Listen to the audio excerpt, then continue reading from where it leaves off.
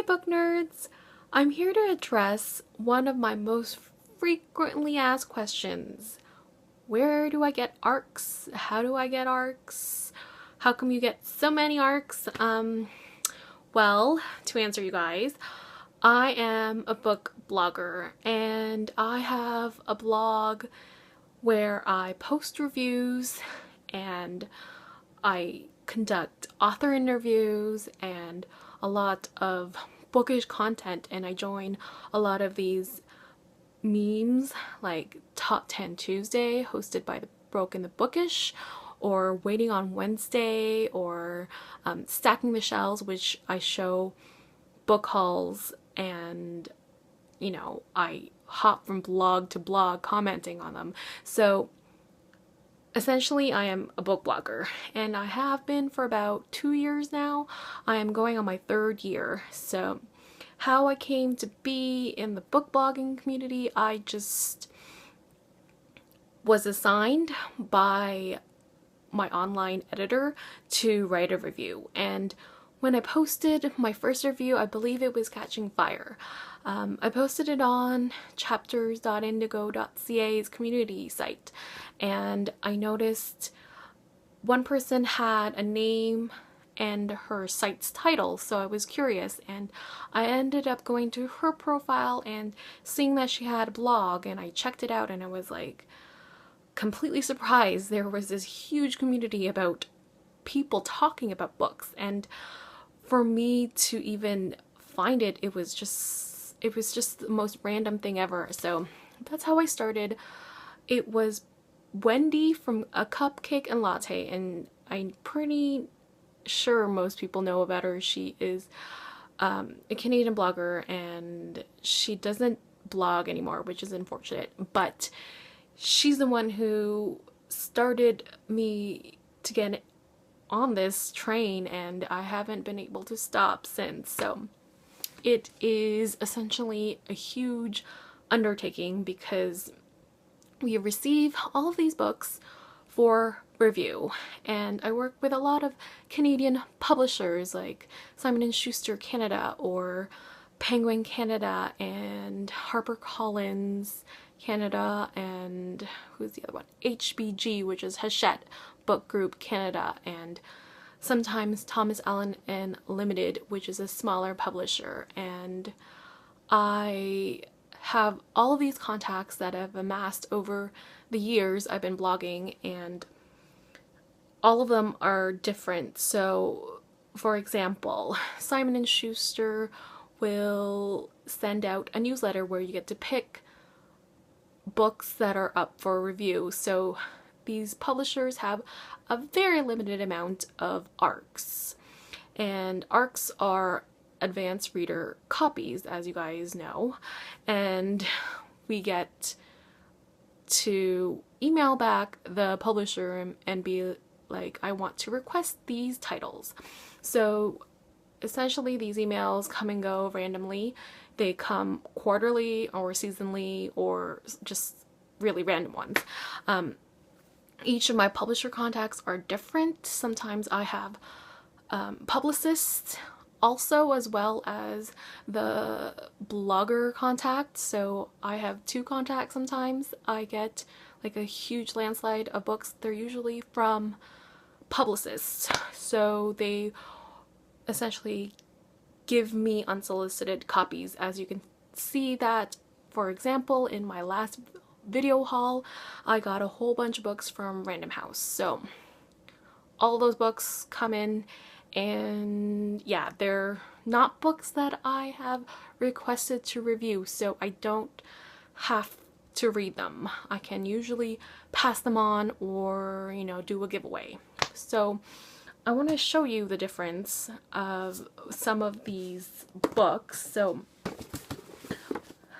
The Ring and the Crown right now is coming out soon in April, and the difference between an ARC is that it is essentially a book with typos and spelling errors, and I know that's the same thing, but sometimes even the book's plot changes, or there's you know, more chapters, or, you know, just, it's not the final copy. So what you're reading is essentially, you know, an arc where you get to read the content, but it's not final. So most of these copies are, you know, the most final, but I don't know if it really changes. I've never actually read an arc and then the finished copy after, because I've had time.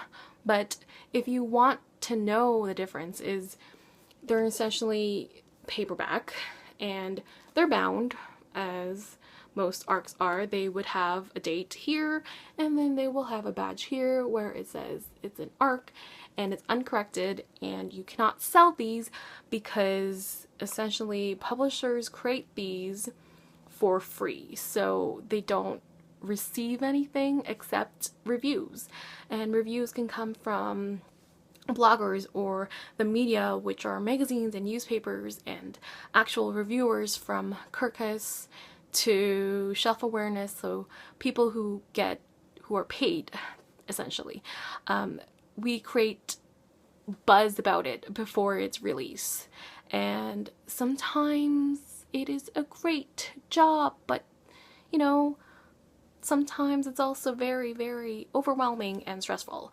But essentially this is an arc, and if you see here on the back, it'll say the marketing plan, and sometimes an email address, sometimes it'll say, you know, the design, and the cover is not final. And this is what I usually look at, because if a book has a huge marketing plan, then that means this book is going to be overhyped and has a lot of buzz.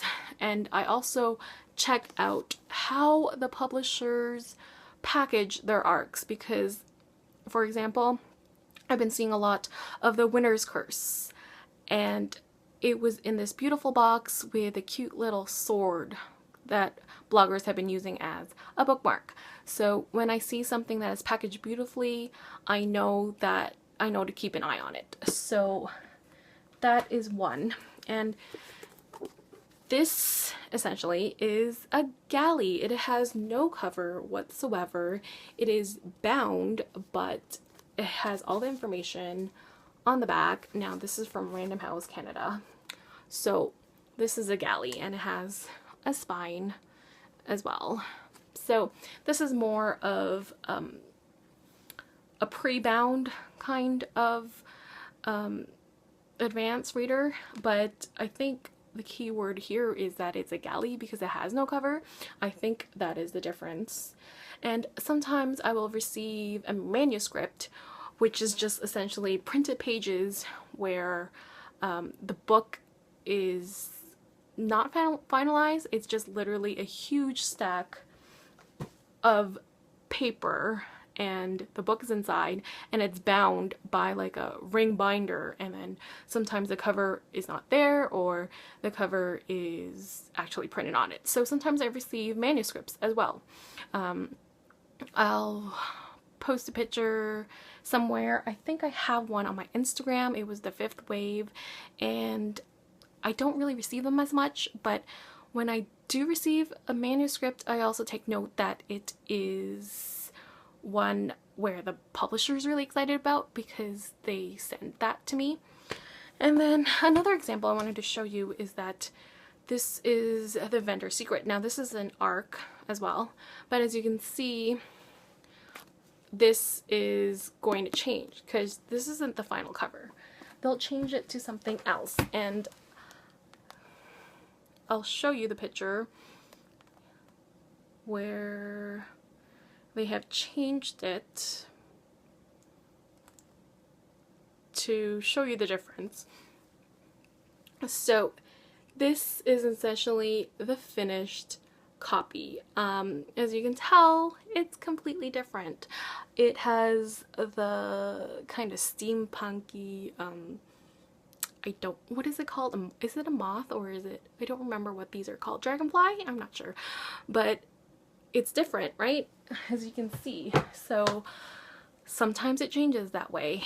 And yeah, that is like the basic info of what ARCs are, but I wanted to tell you how, if you're not a blogger, how to receive ARCs.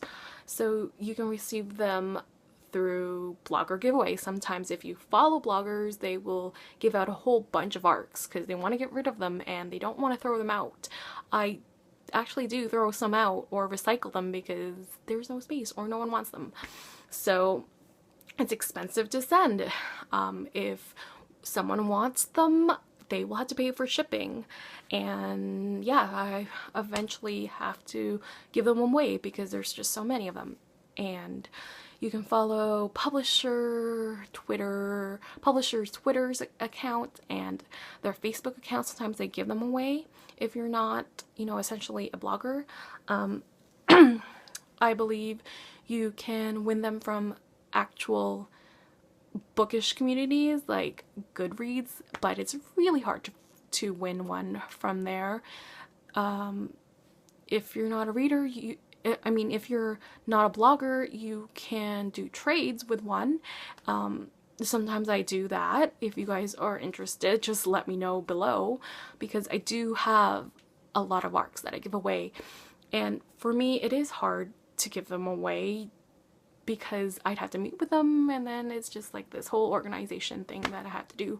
But essentially I do like to pass on the books because I feel that books need a home and they need to be read. So yeah. And if you are essentially a booktuber or a book blogger, there are ways to get electronic ARCs. So there's this site called Edelweiss, and if you sign up is free, and you have to log in with your essentials and put up your profile as well. So I'm not gonna log in, but I will show you what it looks like. And this is a catalog site as well, so I find titles from here for like upcoming releases. If you can see, this is the site right here. I will give you the links below, but essentially it is a catalog where all the publishers come in and they upload their electronic catalogs, and sometimes you can get them for review. So you can request them, and you have to fill in a reason why you want to read the book. I believe some booktubers have access to Edelweiss, and yeah, I think they go by case basis. So that is one section where you can find them, as well as NetGalley. So NetGalley works exactly the same way as Edelweiss. They are less picky, I find. So it is this one right here. As you can see that, I'm sorry about the glare, but I will provide the links below. So it works the same way. You add in your profile and then you add in your stats.